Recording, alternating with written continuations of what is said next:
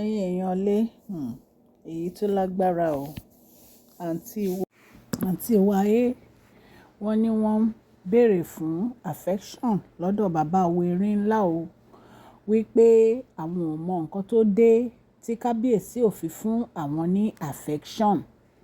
ṣe mọ̀ pé wọ́n ṣẹ̀ṣẹ̀ ṣe ọdún festival kan tán láìpẹ́ ni wọ́n ní àǹtí wa wọ́n ní wọ́n expect kí bàbá wa kí wọ́n fún àwọn ní affection wọ́n ní bọ̀ kò sí affection wọ́n ní ọ̀rọ̀ yìí wọ́n ní ó bà àǹtí wa nínú jẹ́ wípé ọ̀rọ̀ yìí bà àǹtí wa nínú jẹ́ gidigidi gan ni nítorí kò sí affection fún àǹtí wa ẹ̀yin èèyàn lé ẹ̀yin náà mọ gbogbo nǹkan tó ti ṣẹlẹ̀ sí àǹtí wa àti Queen Naomi gbogbo ọ̀rọ̀ yìí ó ń bí kábíyèsí nínú nítorí pé kábíyèsí feel pé àǹtí wa betray Queen Naomi wọ́n nítorí ìdí èyí wọ́n ní kábíyèsí ò dá sí àǹtí wa wọ́n ní gbogbo bó ṣe ń gbé súnmọ́ kábíyèsí òní kábíyèsí ni wọ́n ignore ẹ̀ wọ́n ní wọ́n ní ọ̀rọ̀ yìí ó bà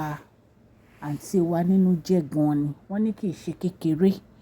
pé kábíyèsí ò dá sí àwọn ipe kí ló dé kí ló ń ṣe fún kábíyèsí tó jẹ́ pé gbogbo nǹkan tí òun ń ṣe kábíyèsí ò rí ipe kábíyèsí kọ́ ignore òun ni ẹ̀yin èèyàn lè rí pé èyí tó lágbára ipe kábíyèsí ignore òun ipe kò dẹ̀ dáa bí kábíyèsí ṣe ignore òun ipe kí ló dé tó jẹ́ pé kábíyèsí máa ṣe báyìí fóun ipe ṣe bí ìyàwó kábíyèsí ni òun ẹ̀yin èèyàn lé wọ́n ní bí a ṣe gbọ́ nìyẹn tán ní àǹtí wáyé tán ní wọ́n lament o tó bá jẹ́ pé lóòótọ́ ní gist tá à ń gbọ́ yìí a ní ká wá torchlight ẹ̀ fún yín ni ẹ̀yin ará ilé ẹ jẹ́ kí n kí ẹ̀yin olólùfẹ́ mi ní ilé lóko àti ní ẹ̀yin òde wípé ẹ káàbọ̀ sí Mashola Gist TV. Mashola Gist TV ń kí yín. Mashola Gist TV ń kí yín. Adúpẹ́ atọ́pẹ́dá. Mashola Gist TV ń kí yín. Mashola Gist TV ń kí yín o. Ó ní ẹ ṣé o lọ́wọ́ ọkùnrin, lọ́wọ́ obìnrin, lọ́wọ́ ọmọdé, lọ́wọ́ àgbà. Lórí gbogbo bẹ́ẹ̀ ṣe ń comment, tẹ́ ń like, tẹ́ ń share. Adúpẹ́ ní ọwọ́ gbogbo yín. Mashola Gist TV ń kí yín. Ẹ̀yin olólùfẹ́ wa ẹ káàbọ̀ sí Mashola Gist TV. Ṣé àlàáfíà ni ẹwà gbogbo lè ń kọ́? Orúkọ mi ni Mashola kò yí padà. A máa ń sọ̀rọ̀ nípa celebrity gist, royal gist, politics àti gbogbo nǹkan tó ń ṣẹlẹ̀ ní agbègbè orílẹ̀-èdè bàbá wa ní ilẹ̀ Nàìjíríà. A ń sọ̀rọ̀ nípa celebrity gist, royal gist, politics àti gbogbo nǹkan tó ń ṣẹlẹ̀ ní orílẹ̀-èdè wa. Ẹ̀yin èèyàn lè tẹ́ bá ti subscribe, ẹ tẹ notification bell kẹ́ ẹ subscribe so that a bá ti post any gist ẹ máa rí. À ń sọ Yorùbá lórí channel yìí nítorí pé a fẹ́ gbàgbé àṣà àti èdè wa. Ẹ̀yin èèyàn lé à ń ṣe advert lọ́lọ́kùn òjọ̀kan lórí channel yìí ẹ kàn sí wa ní Mashola Gist TV. Ọlọ́run Elédùmarè á bá mi gọ́wọ́ yín sókè o. Ọlọ́run Elédùmarè á bá mi ran gbogbo yín lọ́wọ́ o. Òkè òkè ni ọlá yín á máa lọ o. Ọlá yín ò ní lọ ìsàlẹ̀ láéláé. so ẹ̀yin ará ilé wọ́n ní bí a ṣe gbọ́ nìyẹn wọ́n ní àǹtí wa ń complain nípa affection wípé kábíyèsí ò ráyè ti òun wípé òun ò mọ nǹkan tí òun ṣe fún kábíyèsí wípé kábíyèsí ò rí ti tóun rò wípé gbogbo ìgbà ọ̀rọ̀ Queen Naomi ní kábíyèsí ń bá kiri wípé ṣe bí kábíyèsí ṣe fẹ́ òun ṣe bọ́ fẹ́ òun níṣu lọ́kà ní pé kí wá lóde tó yẹ pé kábíyèsí ò ní time fóun wọ́n ní nǹkan táǹtí wa sọ allegedly bí a ṣe gbọ́ nìyẹn ẹ̀yin èèyàn lé ṣe rí gbogbo nǹkan tó ń ṣẹlẹ̀ Ọlọ́run ó ń san ẹ̀san ni o gbogbo ẹni tó bá mọ rere ṣe kó máa ṣe gbogbo ẹni tó bá dẹ̀ mọ ìkà ṣe kó múra sí i Ọlọ́run ń san ẹ̀san ni kò dẹ̀ sí bí Ọlọ́run ò ṣe ní san ẹ̀san kálukú fún un gẹ́gẹ́ bí iṣẹ́ ọwọ́ rẹ̀ ìgbà míì wà tó yẹ pé èèyàn ẹlòmíì àárẹ̀ pé nǹkan máa pẹ́ àárẹ̀ pé tó máa ń ṣe ibi yẹn máa pẹ́ ó máa bá òun kalẹ̀ ibi ò kí ń ṣe nǹkan tó dáa because ẹ gbọ́ bí bàbá wa ó ṣe kọrin wọ́n ní ìkà ọkọ níkà o wọ́n ní rere abẹ́ ni rere wọ́n ní ẹni tó bá ṣèkà láyé ó máa kan ọmọ ẹ̀ ó máa kan aya ó máa kan gbogbo fámìlì wọn kì í ṣe òun nìkan ló máa kàn